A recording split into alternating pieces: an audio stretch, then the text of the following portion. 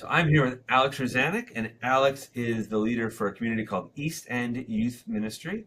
We're going to talk a little bit today about who you are and how you got started doing that. So first, give our folks a brief introduction to you, kind of your background in ministry, how you ended up at Beulah, and segue into how East End got its start.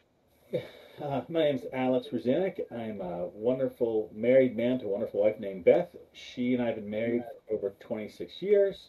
Um, we have four beautiful kids, oldest being 23, youngest being 17. I've been in full-time ministry since 95, 94, so 30 plus years now in full-time ministry, mainly in Presbyterian churches, a few nonprofits along the way. Um, and I love serving in ministry. And I'm an old person to be serving in youth ministry still. So tell us a little bit about the genesis of East End Youth Ministry. It happened kind of organically and out of a need. Um, the need was clearer for why we needed to start it. What we do became more clear after that. But it became very clear that churches more and more have a hard time affording full-time youth pastors. With the decline of the churches we've seen, numbers not being what they used to be, it's easy to get rid of youth pastors or make them part-time. There's nothing wrong with that. We're expendable. And so I remember probably a couple years before COVID, maybe 10 years ago, 11 years ago, I was talking to some folks. I think, Brian, you and I were in a coaching program with the youth cohort.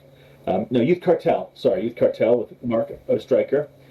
And the thought was, how can we do youth ministry long term and sustain it in the church world, not in the not out there on ourselves, but still use church as the main mechanism. And the idea is, can we get a collection or a collaboration of churches to work together to serve a community equally, do youth ministry? So each church either contributing volunteers, financial commitment, leadership, direction, accountability, and support. And we start thinking and praying about that, not knowing where it may or may not go, because the time seemed very revolutionary. I look back saying I think it became very critical to survive. Beulah is a wonderful church I've been at for 13 years now almost. Um, they could not afford a full-time youth pastor of us if we were there, honestly.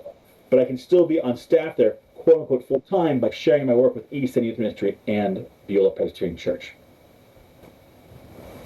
So tell us a little bit about kind of the beginnings of East End Youth Ministry, what you kind of started doing, and what you just said is like you kind of had to figure out what East End was going to be by starting it. What are some of the things you've learned along the way? Uh, I had a unique opportunity to be part of a collaboration with the Fuller Youth Institute, and it was the Innovative Youth Ministry program. This was been before COVID when we could still meet with people regularly and do stuff. And in that process, they challenged all of our youth ministry programs. What do you want to do? What can you do? But they challenged us to think about it differently.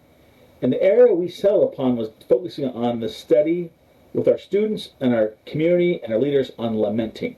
And we did about an 18-month process of studying lament, a very popular subject for most churches, let alone youth ministry. Um, and out of that, Genesis became very clear by also we would walk our community and talk to people we didn't even know, parents, kids. What would you want if there was a youth ministry or community-based program in your community? What do you need? What's the most important thing we could give to you? And what became evidently clear was number one priority, they needed summertime care for their kids, child care, K through eighth grade, or a place for their high school or college kids to work. It became very, very clear summer program was needed. We're kind of in an oasis or desert, as you'd say, in the East End, and there isn't a lot of programs that are affordable for parents. A lot of our parents are working class, and so they have the issue of how can they have their kids out of school in summertime? They work hourly jobs, therefore they don't get paid if their kids are at home, they stay at home. So it came out of a need to how does the church meet this need? And so East End said, well, let's make sure we do our summer camp program differently. And so we started off thinking about how will this work out, and it ended up that we do 8 weeks of summer camp programming, 5 days a week. We open before care at 7:30 because a lot of parents work early, and we have aftercare till 5:30, 5 days a week. And I jokingly say it's kind of VBS on steroids. I get kids 8 or 9 hours a day to teach them about Jesus. I mean, youth ministers always ask, I wish I had more time with kids. We have the beautiful thing is I get, this past year we averaged about 42, 43 kids per week. and we get them for 8 or 9 hours. Our theme was Let Love Lead, talking about the necessity for Jesus, using 1 Corinthians 13, about the love of each other and the love Christ compels us to do to love each other. And that worked out really well. And we discovered that this has really helped our parents and really helped our community because they need a place. We do charge a fee, but it's a very much rolling scale. We pretty much tell folks whatever they can't afford, we'll come up with the difference through a scholarship program. We raise all of our own funds. Beulah actually doesn't give a dime to the process, which is kind of unique. We become a new worshiping community in the process. I have wonderful partnerships with organizations such as the Department of Human Services for Allegheny County, the Department of Children Initiatives for Allegheny County, the United Way of Southwestern Pennsylvania, some other foundations and or charitable trusts have helped support us along the way, and individual givers. And it's been really unique to see how God has taken this little idea through lament and suffering to now we support these families during the summertime. And this past summer I hired 20 different college and high school age kids. So I got to run, basically I jokingly say, a young adult ministry and a youth ministry and a kids ministry all running summer camp. And what I love most about it for myself is I've become kind of a pastor to all these families because moms and dads come and I meet them and greet them every morning or at the end of the day. One of the unique things we make parents do is they have to physically come in, sign their kids in, and sign their kids out. That allows me and my staff to have a personal relationship with all the parents. And so I find out about what's happening in their lives, the struggles they have, if a grandparent is having an issue, if someone has passed away. And it's been really unique to see how the role I've been able to play is very pastoral to these families and been a very unique experience.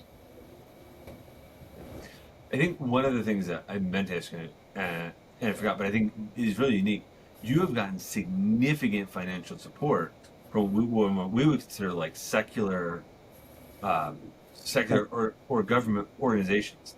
Tell us how that experience has been, especially being a faith-based organization.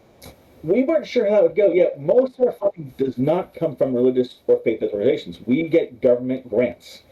We have federal, we have state, we have local grants.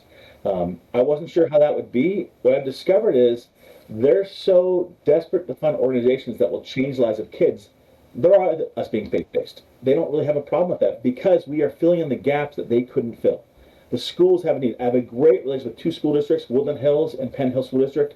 Know all the different folks in leadership and the superintendents, and they see us as a key partner in what they do as well. Even at the point where our transportation in the summertime is 100% helped out through Woodland Hills busing system. We subcontract with them. They do all of our busing for us. We pay for it, but a much, much lower rate than you would if you hired it your own self. Um, but just seeing the need and discovering that there is funds out there that the church could use. And there's a little more red tape, so to speak, of compliance you have to go through. We're actually getting our first major audit next week from the county, which every 4 years it's going to happen. But what's great is it keeps us very transparent, very clear what we're doing. It allows us also to be very focused. Grants are very, very specifically focused from the government. And so our focus is on teenagers, their families, and helping fill in the gaps where other organizations can't fulfill. And so getting that funding is also a confirmation we're doing something right. And so we're encouraged by that. Last question. What is something that you would share with other church leaders that you've learned in doing this that you think can be shared with others as something for them to think about? I say to everybody, there is more resources out there that the church has yet to tap into through secular or non-faith based monies. I mean, Western Pennsylvania in particular has a wealth of foundations and nonprofit support that want to help change kids, parents, adults' lives. And there's an untapped resource that you need to get into. Plus, think outside the box. Don't think, okay, our budget's this much, we can't afford a youth pastor or children's minister. I was able to hire another staff person with me part-time, and they work for East End half-time and Beulah half-time. So Beulah now has a children's minister and a youth pastor. So it's a beautiful symbiotic relationship that the church has with East End. We need each other. That's the beautiful part. I can have a full staff. Beulah can have a full staff, and together we both can fulfill this greater goal. So think outside the box. Think of different ways. If your giving is not where it is, find money. What that means is my job is to become a developer. I have to raise funds, handshake people, shake my little tin cup, so to speak. But it's been amazing what we can do in the process. Yeah, I mean, part of what I'm hearing there is like you are and East End is living proof of the power of ministry partnerships. Yes. that sometimes engage unusual partners that you wouldn't think of. I never thought our two biggest partners would be two county organizations that get both federal and state funds. I mean, it's just absolutely crazy. And so I jokingly say this, but mean it with some sincerity. People ask, where do my taxes go? Well, East End Youth Ministry, that's where your tax money's going. We're changing the world for God.